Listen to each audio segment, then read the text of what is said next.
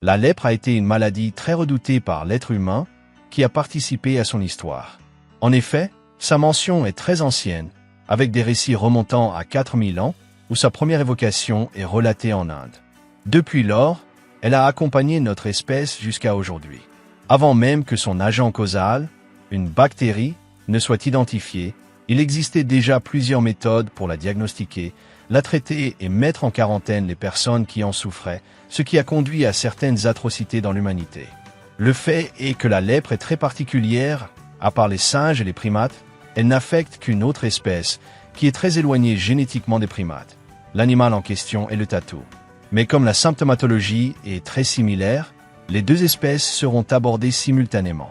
La lèpre est causée par une bactérie nommée Mycobacterium leprae. Cette bactérie a une paroi cellulaire très épaisse, elle est dépourvue de flagelles, donc immobile, hydrophobe, incapable de former des spores et nécessite de pénétrer dans les cellules pour survivre et se reproduire de manière asexuée. Elle appartient à la même famille biologique que la tuberculose, étant une maladie chronique qui peut mettre des années à présenter des symptômes et ne guérit pas spontanément par le système immunitaire. Les causes exactes de l'infection chez les êtres humains sont inconnues. La science émet l'hypothèse d'une contagion interhumaine par les éternuements, bien que cela reste incertain à ce jour. Il a été prouvé que le contact physique ne la transmet pas, sauf en cas de contact direct avec les lésions humides qui contiennent une grande quantité de bactéries. La même chose se produit avec les tatous à 9 bandes. Cette bactérie provoque des lésions cutanées et des muqueuses. Sur la peau, apparaissent des excroissances granuleuses qui modifient l'apparence et affectent les nerfs périphériques, entraînant une insensibilité, surtout au niveau des extrémités. Ceci est attribué à la température plus basse de ses membres par rapport au torse, car la bactérie nécessite une température inférieure à la moyenne corporelle de 37 degrés Celsius. Cette atteinte nerveuse altère la capacité du cerveau à percevoir la température, la douleur et les sensations, interrompant la thermorégulation de l'organisme, pouvant provoquer une hypothermie des parties les plus éloignées, comme les doigts. Combinée à l'incapacité de ressentir la douleur, la personne se blesse ou se brûle continuellement, générant des lésions qui peuvent s'infecter et évoluer vers une nécrose avec perte de doigts, de portions de chair, voire d'un membre. Dans le cas des tatous, lorsqu'ils courent ou creusent, ils peuvent se blesser, mais ces blessures, cachées par leur carapace ou lorsqu'ils s'enroulent, passent inaperçues, bien que présentes, surtout sur le ventre et les membres. On pense qu'ils contractent la maladie en raison de leur température corporelle plus basse, 34 à 35 degrés, inférieure à celle de la plupart des mammifères. Ce point est débattu, car les primates et les dasypodidés, la famille des tatous, sont génétiquement très éloignés, mais le fait est que cette maladie affecte les deux groupes. Le fait que les humains puissent contracter la lèpre à partir des tatous a été observé, avec une augmentation des cas en 2015 dans l'État de Floride aux États-Unis. La grande majorité des patients avaient eu un contact ou avaient consommé de la viande de tatou, contractant ainsi la maladie, ce qui en fait un réservoir pour ce mammifère. Pour le diagnostic, on compare les lésions et on utilise une méthode ancienne, tester la sensibilité à la douleur.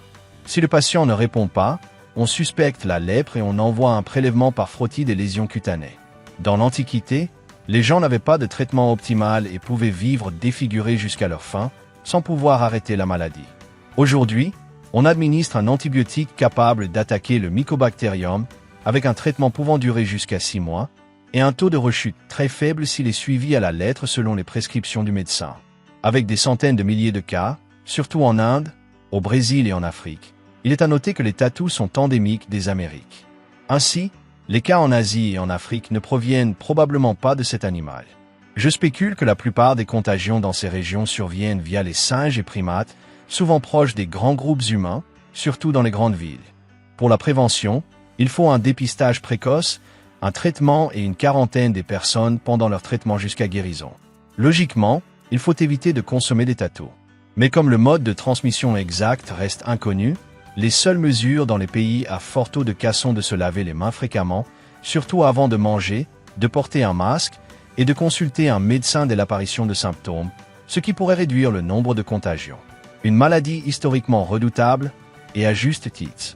Le fait de se défigurer et de perdre définitivement sa sensibilité sont parmi les pires choses qui puissent arriver. Si méconnue chez les tatous, elle devient pourtant un foyer d'infection dans certaines régions. Voilà ce qu'est la lèpre. J'espère que la vidéo vous a plu. Si c'est le cas, N'hésitez pas à mettre un j'aime et à la partager pour faire connaître cette chaîne à plus de monde. Je vous laisse mes réseaux sociaux pour rester en contact, et c'est également par ce biais que je ferai les annonces pertinentes concernant la chaîne. Si vous êtes nouveau ou nouvelle, je vous invite à vous abonner et n'oubliez pas de laisser un commentaire ou toute question que vous pourriez avoir. Merci beaucoup d'avoir regardé cette vidéo. À bientôt.